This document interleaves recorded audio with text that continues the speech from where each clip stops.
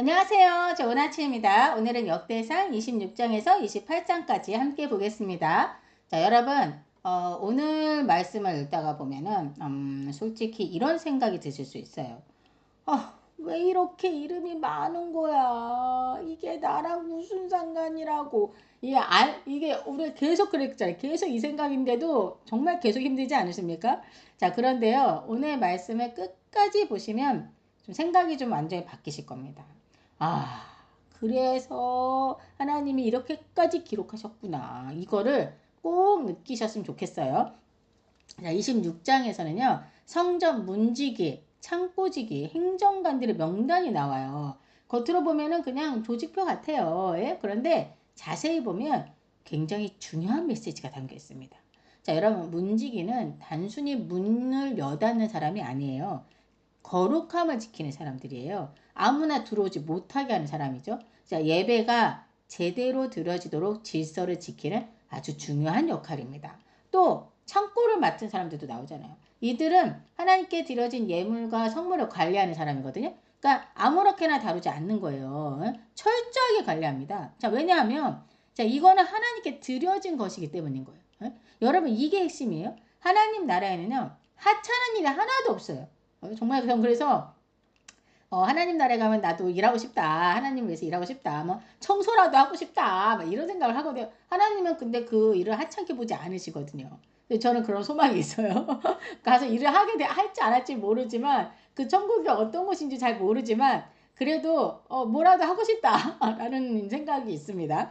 자, 역대상 26장을 보면 보이지 않는 자리에서 자기에게 맡겨진 소임을 다하는 충성된 사람들을 하나님께서 다 보고 계시다라는 사실을 알 수 있는 장이지 않나라는 생각이 들었어요. 자, 그런데요, 우리는 흔히 하나님의 일을 한다고 하면 뭐 말씀을 전하거나 선교를 한다거나 찬양 리더이거나 뭐 이런 쪽으로만 좀 생각하지 않습니까? 그런데 모든 영역에서 필요로 하는 실무적인 것들도 많잖아요. 가령 뭐 주차 지원, 그죠? 교회 큰 데들은 주차 지원도 만만치 않죠? 행정적인 부분, 재정 관리, 교회 식당 봉사, 뭐 이 모든 것들이 하나님의 일을 하는 거라고 거잖아요. 그렇죠? 예. 자, 그리고 계속 보여지는 모습 중에 하나가 제비뽑기, 제비뽑기로 높고 낮음이 없이 공정하게 일을 맡아서 하는 부분이 나오거든요. 하나님 앞에서 누가 높고 누가 낮겠습니까? 안 그렇습니까, 여러분? 뭐 우리들이나 이 세상에 사는 우리들이나 교회 안에서도 직급을 정하고 뭐 막 내가 장로니까 이러지 않는 사람들도 많은데 이제 그렇게 권위 의식이 있는 사람들이 있죠. 예? 그런 사람들이 문제인 거죠. 예? 근데 하나님은 천지를 창조하신 하나님께서도 그렇게 안 보신다는 거야. 근데 왜 우리끼리 그러냐는 거죠. 왜 우리끼리, 누구를 깔보고, 누구를 무시하고, 도대체 왜, 이거는 말이 안 되지 않습니까? 하나님조차도 나를 깔보지 않고, 하나님조차도 나를 사랑하시는데, 누가 우리를 서로 깔보고 무시할 수 있겠어요? 그래서 여러분, 절대 사람을 나보다 뭐 나이가 어려? 아니면 나보다 직급이 낮아? 뭐 일을 나보다 못해? 절대 무시하거나 깔보거나 하대해서는 절대 안 됩니다. 왜? 하나님 앞에서는 동등합니다. 그리고 하나님은 그 사람조차도 사랑하시거든요. 예. 잠깐 우리가 다 똑같다는 거예요. 예? 그러니 높은 자는 겸손한 자세를 필요로 해야 되는 거고요. 낮은 자도 겸손과 책임감을 가지고 하나님께서 맡겨주신 일들을 잘 감당해야 되는 거죠. 그렇죠? 그래서 저는 오늘 이런 모습을 보면서 진짜 이 세상은 참 예? 안 그런 게 문제죠. 그래서 우리가 그런 걸로 상처도 받고 그러지 않습니까? 자, 그러니까 이 말씀이 사실 교회에만 국한되는 것은 아니죠. 지금 저희가 처해 있는 공간, 즉 직장이나 가정에서도 다 동일하게 하나님의 말씀이 다 적용된다라는 생각이 들었어요. 자, 27장에서는 군대 조직, 행정 시스템, 재정 관리까지 싹 다 나옵니다. 저는 읽어보면서 와, 진짜 체계적이다 라는 생각이 들었거든요. 군대도 그냥 있는 게 아니더라고요. 교대로 운영이 됩니다. 각 달마다 책임자가 있어요. 행정도 마찬가지예요. 각 지파마다 책임자가 있습니다. 재정도 보시면 다 순서대로 이름을 정확히 명시해 놓은 걸 우리가 볼 수 있는데요. 그러니까 대충이란 없구나 라는 생각이 들더라고요. 그냥 각 지파별로 돌아가면서 일주일씩 했더라 이렇게 해도 되잖아요, 사실. 그리고 막 재정 쪽도 한번 보시면 왕의 곳간을 맡은 자들, 그리고 밭과 성읍과 마을과 망대의 곳간을 맡은 사람들, 포도원을 맡은 사람, 포도원의 소산인 포도주의 곳간을 맡은 사람. 와, 진짜 와, 굉장히 디테일하게 임무를 맡긴 모습이 나오더라고요. 여러분, 우리가 지금 역대기를 보고 있지 않습니까? 이 역대상부터 1장부터 9장까지가 족보 이야기가 쭉 나왔죠. 왜죠? 포로에서 귀환한 이스라엘 백성, 너희가 누구이냐? 그 뿌리의 근원을 알려주기 위해서였지 않습니까? 그리고 이스라엘 너희 나라의 최초의 왕 사울, 그리고 그가 왜 망했는지, 그리고 10장부터 29장이 이스라엘의 위대한 왕 다윗이 이스라엘을 어떻게 통치했었는지를 지금 보여주고 있는 거지 않습니까? 바벨론에서 70년간 살다 온 이스라엘 백성들은요, 예배를 안 드린 지 거의 70년 됐죠. 그렇죠? 그리고 제사장 질서도 무너졌고 정체성이고 자신구가 없어요 지금. 자, 이런 이들은 지금 우리는 이제 어떻게 살아야 하는 거지라는 상태에 있을 거 아니에요. 자, 그런 그들에게 에스라 선지자가 봐라 우리의 조상 다윗 때는 이렇게 우리가 살았었다. 하나님 나라는 이런 질서가 있었다. 우리도 그러니 이 기준으로 살아야 한다. 알겠니? 이걸 말해주고 있는 거예요. 여러분 보세요. 우리가 봐도 굉장히 체계적이잖아요. 하나님 나라는 대충 돌아가는 나라가 아닙니다. 예? 근데 사실 이거는 지금의 우리에게도 적용이 되지 않을까 싶어요. 나는 내 인생을 대충 살고 있습니까, 여러분들은? 예? 하나님은 이렇게 질서가 있으신 하나님이거든요. 우리의 인생도 한번 돌아봤으면 좋겠다는 생각이 들었어요. 자, 다윗이 잘했던 것도 적어놨지만 다윗의 실수도 말하고 있더라고요. 예. 24절에 보시면 다윗의 인구조사 사건이 언급됐죠. 예? 자, 이거는 계속 언급되잖아요. 지금 보면 어제도 언급됐던 것 같은데. 예?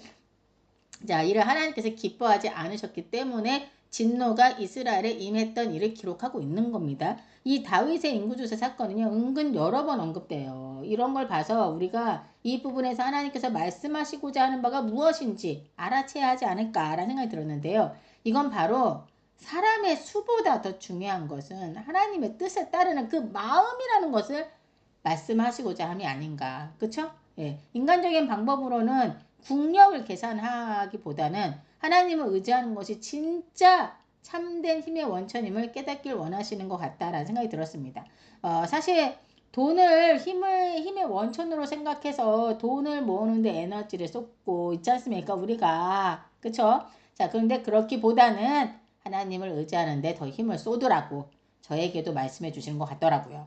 그냥 세상적인 생각으로는 막 노후 준비를 해야 한다고 말들 하고, 그쵸? 뭐 요즘만 또 주식 엄청 하죠. 뭐 요즘 주식 안 하는 사람들이 없어. 어린애까지 다 하잖아요. 뭐 어디에 투자해라, 펀드는 어디에 해라, 어디가 다 낫다, 막 이런 얘기를 많이 듣잖아요. 그래서 막 주식 안 하면 바보라는 소리까지 듣는 아유, 얘 돈 관리 못하네, 막 이런 소리 듣잖아요.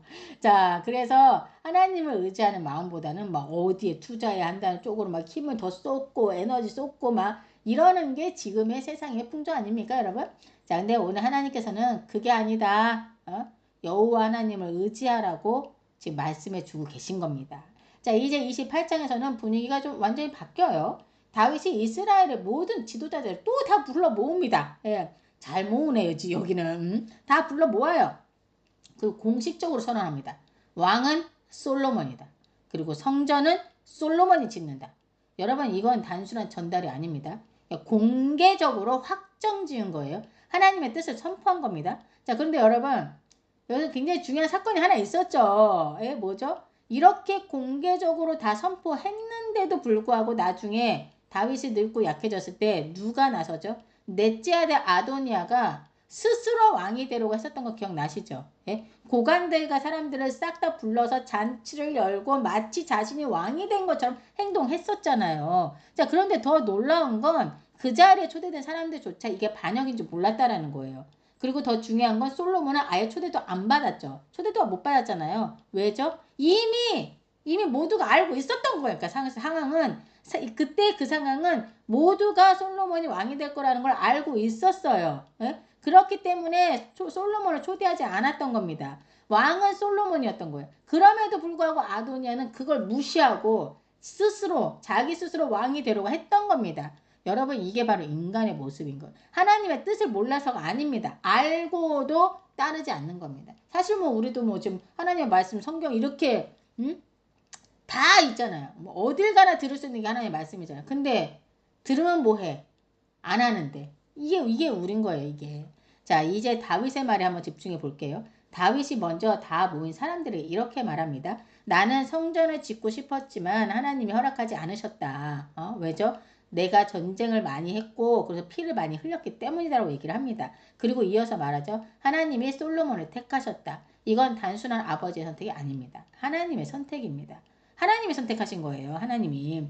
다윗이 아들 솔로몬에게 말해요. 내 아들 솔로몬아, 하나님을 알고 온전한 마음으로 섬겨라.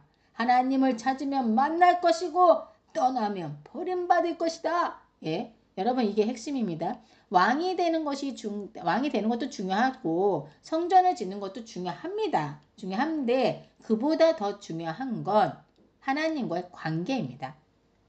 다윗은 이미 다 겪어봤어요. 겪어봤기 때문에 이렇게 말을 할 수 있었던 거예요. 잘 나갈 때도 있었죠. 그쵸? 그리고 완전히 무너질 때도 있었어요. 뭐 압살롬 사건 막 난리도 아니었죠. 예? 죄도 지었죠. 그쵸? 그 바세바 사건도 있고 그쵸?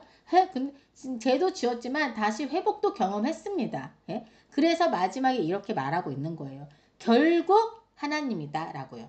자, 이어서 다윗은 성전의 모든 설계도와 각 부속품에 대한 지시를 솔로몬에게 다 넘기는데요. 이거는 하나님께서 다윗에게 성령으로 지시해 준 것들이었거든요. 그러니까 다윗 혼자만의 생각이 아니라 하나님께서 다 주신 내용들이었어요. 한마디로 성전은 사람의 머리에서 나온 창조물이 아니라 하나님의 계시를 따라서 세워져야 할 거룩한 공간임을 말해주고 있는 겁니다. 자, 여러분 이게 뭘 말하는 거냐면 하나님의 일은요. 내 생각으로 하는 게 아니라 하나님의 뜻으로, 예? 하나님의 뜻으로 이제 시작해야 된다는 거예요. 예?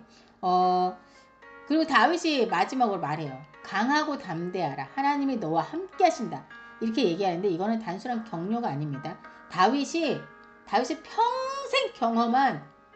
평생 직접 경험한 확신인 거예요. 여러분 이 말씀을 듣고 있는 이스라엘 백성들에게는 이게 어떻게 들렸겠냐. 왕은 사람이 세우는 것이 아니다. 하나님이 택하신다. 이렇게 들렸겠죠. 그리고 하나님과의 관계가 무너지면 다 무너지는 거다. 그러니 하나님의 뜻대로 살아라 라고 들린 거예요. 우리도 마찬가지. 우리는 이렇게 생각을 해요. 능력이 중요하죠. 사회생활 하면서 능력, 상황 중요하죠. 결과 중요하다고 생각합니다. 그런데 하나님은 말씀하시는 거예요. 그게 아니야 얘들아. 나와의 관계가 먼저다. 네? 여러분 일이 중요한 게 아니고요. 누구와 함께 하느냐가 더 중요합니다. 그리고 그분이 하나님이셔야 되는 거예요. 여러분들도 이 말씀을 따라서 하나님과의 관계를 먼저 생각하고 관계를 가져가시는 여러분들 되길 기도합니다. 다 같이 기도하겠습니다. 하나님 아버지 오늘 말씀을 통해 무엇보다 하나님과의 관계가 가장 중요하다는 것을 깨닫게 해주시면 감사드립니다. 우리가 능력이 아니라 상황이 아니라 오직 하나님을 의지하며 살아가게 하시고 하나님의 뜻을 따라 살아가는 삶이 되게 하여 주옵소서. 어떤 상황 속에서도 두려워하지 않고 담대하게 나아가게 하시고 늘 하나님과 함께하는 삶을 살게 하여 주옵소서. 이 모든 말씀 우리 주 예수 그리스도 이름으로 기도드립니다. 아멘.